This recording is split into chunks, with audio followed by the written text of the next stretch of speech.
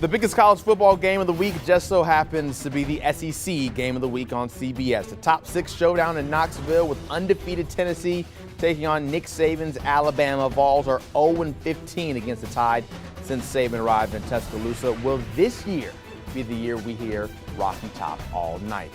And with that, we welcome in best way to get us geared up for Saturday is joining guys who are firmly entrenched with the program. Wes Rucker covers the Vols for 24/7. Travis Reier covers covers Bama for 24/7. Good morning, gentlemen. So the biggest thing we're following heading into the game is Bryce Young. Will he play? Will he not play? What's the latest you're hearing, Travis?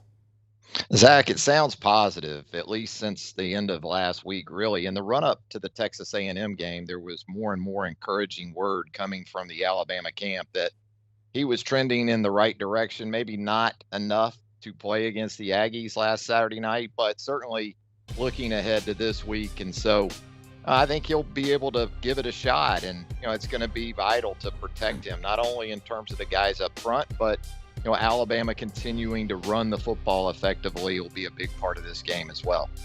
Bama certainly looked a little bit different without Bryce Young out there on the field last week. So now we've seen a little bit of Jalen Milroe, Wes. But has Tennessee been preparing more for Young, for Milroe as well? How do they go about the situation? As best as I can tell, Zach, they've been preparing for both. I would imagine they're thinking that they're going to face Bryce Young, even though that's a guy they faced before, so maybe there would be a little bit less prep for that. Still, I think Bama's offense, a lot of the principles are going to be the same regardless, but I think they're planning to see Bryce Young, and honestly, just like any other time, you go into a game where a quarterback's dinged up, you'd like to put a few hits on him and see just how good is he. You want to keep it within the bounds of the law, but you certainly want to go after a quarterback who's just come back from an injury because you want to test to see how he is. And I think if you're Tennessee, I don't think that means you're smelling blood in the water or anything. Bama's pretty good itself, but I think you want to go after him and see.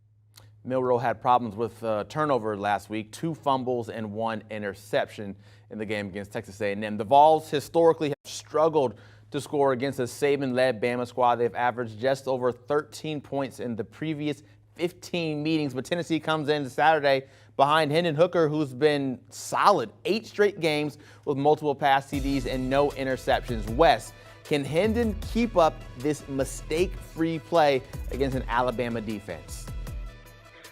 Zach, I don't know if you can ever predict that someone's not going to make a mistake because it's weird to see a guy who, since he's been Tennessee's starting quarterback, I think he's got like almost 50 touchdowns accounted for and 2 interceptions, which is just insane. It's sort of insane. You expect at some time water's going to find its level. Guys are going to have to make some mistakes, right? But I think, generally speaking, he's been really good. And I think, as far as I can remember, last year, the Georgia game was about the only time since he's been Tennessee starting quarterback that he's really been kind of stunted at all. I mean, most times people have had some trouble with him. Even Bama last year had some trouble with him. So whether Cedric Tillman plays or doesn't play, I think he's going to go out there and put up some yards and points because that's usually what he does every week. Yeah, one of the few mistakes he's made during his time as a starter there in Knoxville came against Alabama a year ago. He threw a pick to Jalen Armour-Davis that was critical there in the second half of Alabama's win, but otherwise he's been spectacular. And I think it really puts the heat once again on Alabama's corners. A couple of first-year starters in Kool-Aid McKinstry and Terrion Arnold.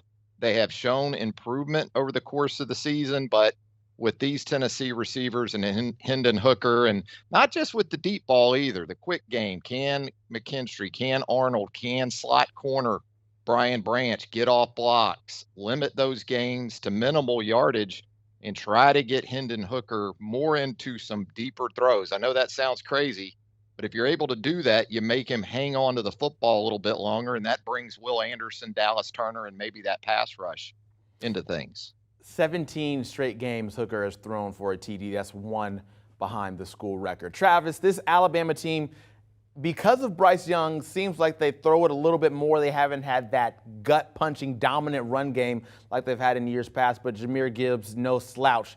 He can still hurt you, right? Zach, Alabama has 4 runs of 70 yards or more in 6 games. They had one in 15 games last year. So I think that kind of sums up the explosive nature, not only of Jahmyr Gibbs, but also Jason McClellan.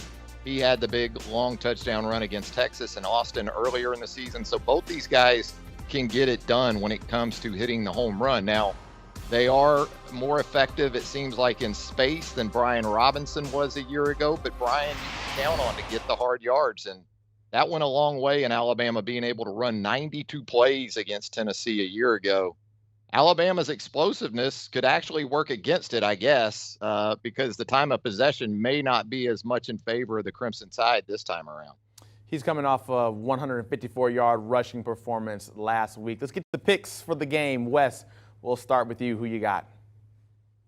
I don't like to hedge bets at all in picks, but I think the situation with Bryce Young sort of requires it.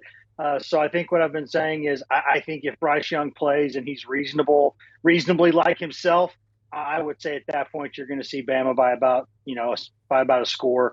However, if he doesn't play or if he's not as effective as normal, I don't think Alabama can outscore Tennessee.